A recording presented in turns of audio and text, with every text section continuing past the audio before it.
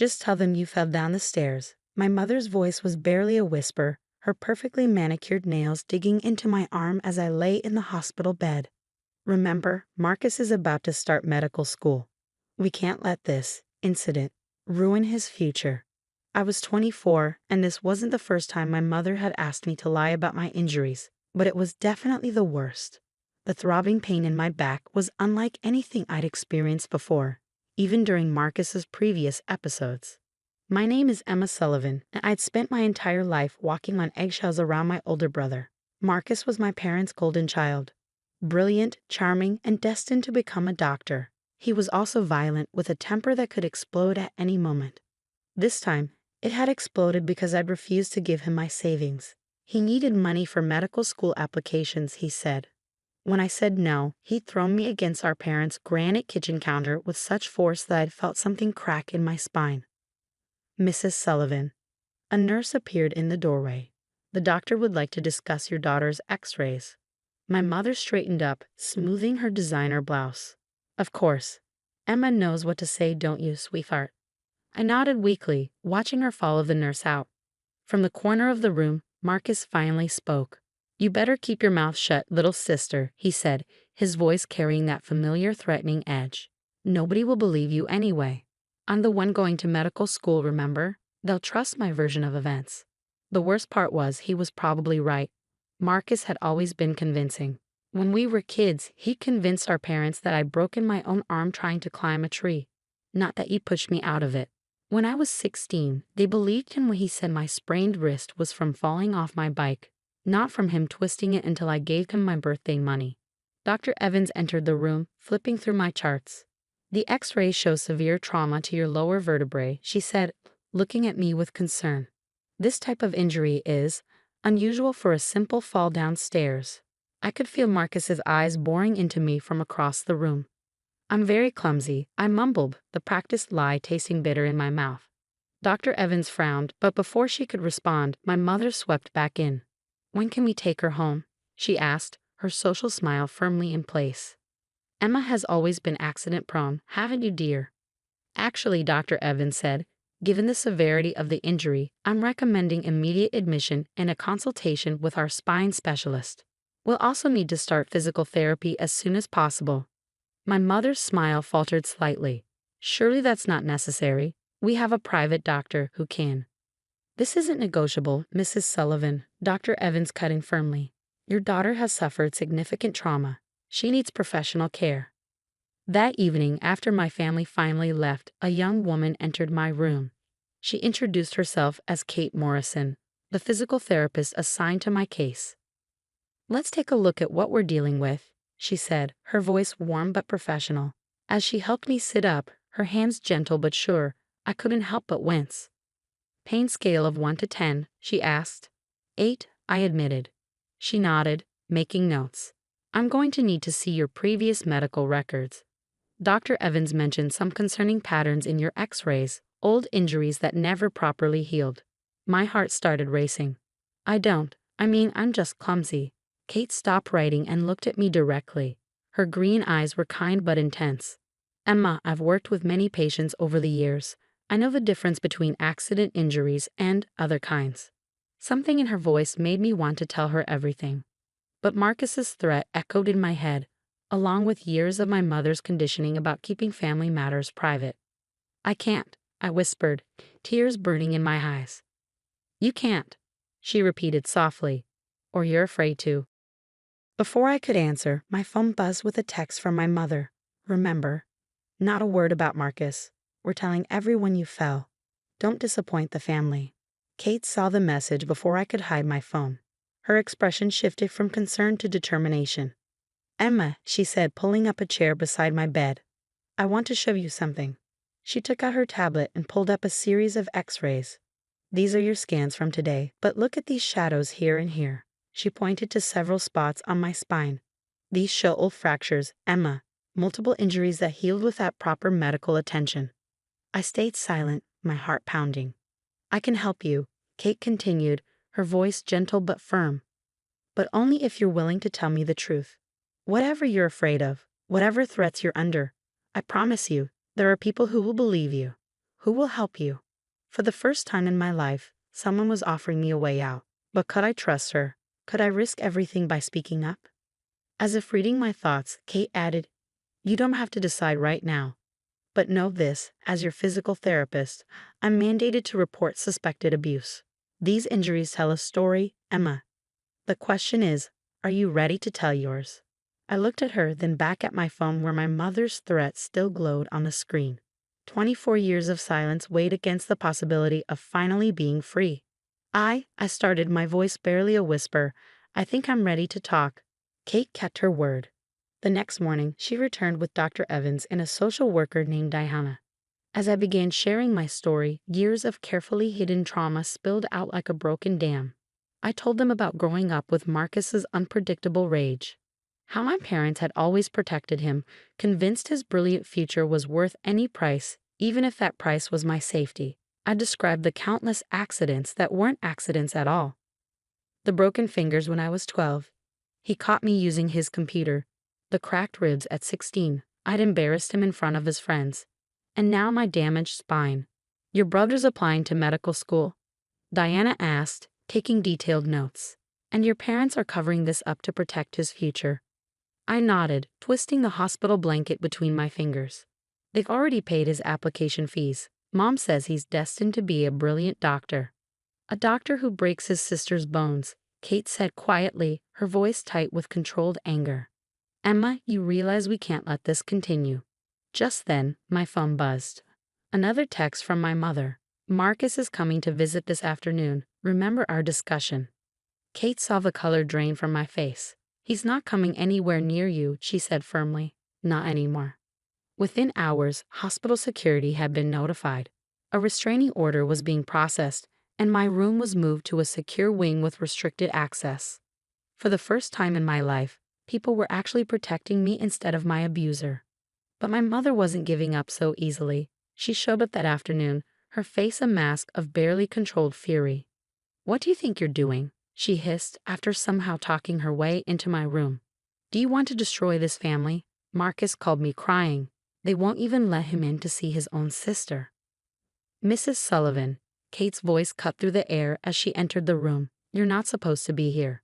"I'm her mother," she snapped. "You have no right to keep me from my daughter."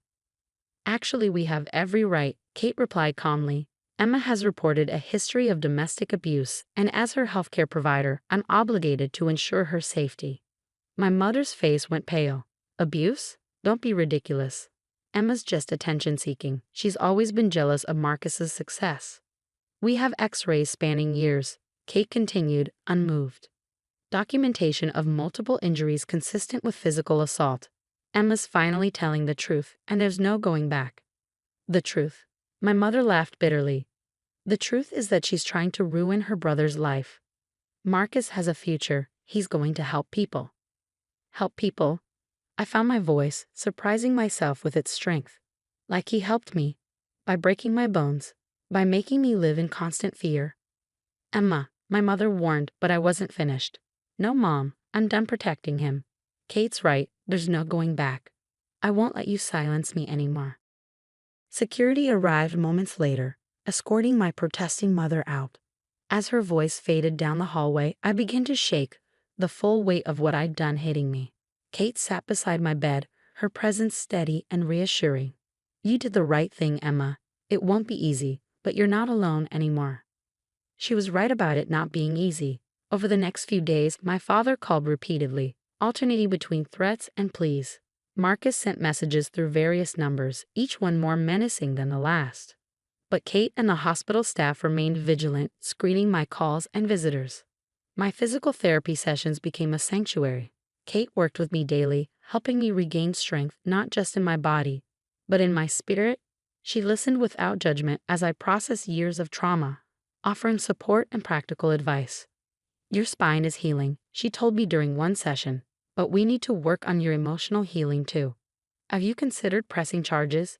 I had. Diana, the social worker, had already discussed my options. The documented injuries, combined with my testimony, would make a strong case.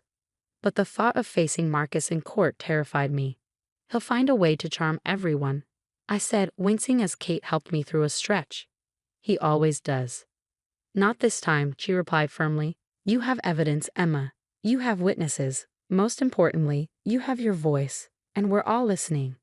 As if to prove her point, she showed me a letter that had arrived that morning.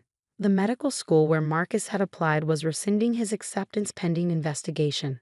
Apparently, multiple reports of his violent behavior had surfaced once people realized they'd be believed. Your brother's actions have consequences, Kate said, watching me read the letter. And so does your parents' choice to enable him. You're not responsible for protecting them anymore. I looked at Kate, this woman who becomes so much more than just my physical therapist. She'd given me something I'd never had before, the courage to stand up for myself. I want to press charges, I said finally, not just for me, but for anyone else he might hurt if he becomes a doctor. Kate smiled, squeezing my hand. Then that's exactly what we'll do, together. 6 months after my hospital admission, I sat in a courthouse, Kate beside me, waiting for the proceedings to begin. The past months had been a roller coaster of police interviews, depositions, and intense physical therapy. My spine was healing, though I'd likely always have some pain. But my spirit, once broken like my bones, was stronger than ever. Marcus sat across the aisle with our parents, wearing a carefully crafted expression of concern. He tried to paint himself as a loving brother who'd made a few mistakes, but the evidence told a different story. My medical records, spanning years of documented injuries, spoke volumes, and I wasn't his only victim. After my story became public, other people came forward. 3 of his ex-girlfriends reported physical abuse. A former classmate described being hospitalized after Marcus accidentally pushed him down a flight of stairs.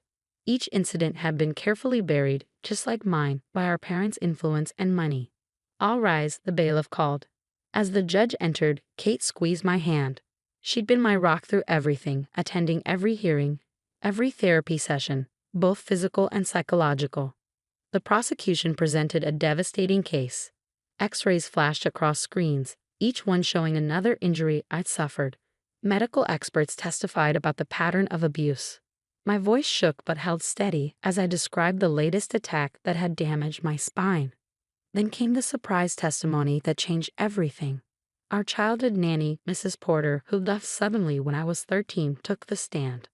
I tried to report it back then, she said, her voice thick with emotion. I saw Marcus hurt Emma countless times. But Mr. and Mrs. Sullivan threatened to ruin my career if I spoke up. They said no one would believe me over their son. My mother's perfectly composed facade cracked. My father stared at his hands. Marcus's face darkened with the familiar rage I knew so well. The verdict came swiftly. Marcus was found guilty of multiple counts of assault and battery. The judge's words rang through the courtroom. 5 years in prison with mandatory counseling. Additionally, this court recommends a permanent ban from practicing medicine. My parents sat frozen as their golden child was led away in handcuffs.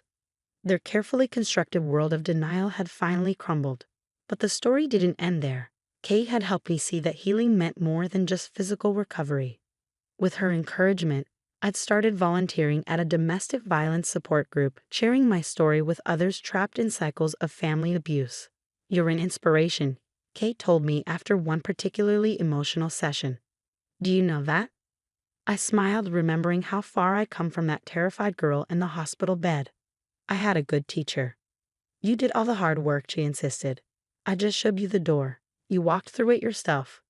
A year after the trial, I stood before a room full of physical therapy students at the local university. Kate had invited me to speak about patient advocacy and recognizing signs of domestic abuse. Sometimes, I told them, the most important part of healing isn't the physical therapy. It's having someone believe you when the whole world is telling you to stay quiet. One person who refuses to look away can change everything. I caught Kate's eye in the audience, remembering how she'd been that person for me. She'd seen past my lies about being clumsy, past my family's careful facade, and shown me that I deserved better. My parents tried to contact me several times after the trial. My mother left tearful voicemails about family loyalty. My father sent letters promising things would be different. But Kate helped me understand that I didn't owe them forgiveness or another chance to hurt me. Healing doesn't mean you have to let toxic people back into your life, she'd said. Sometimes it means learning to choose yourself. And I did choose myself. I went back to school, studying to become a counselor. I moved into my own apartment, adopted a cat, and slowly built a life free from fear. The nightmares about Marcus became less frequent. The pain in my spine became manageable.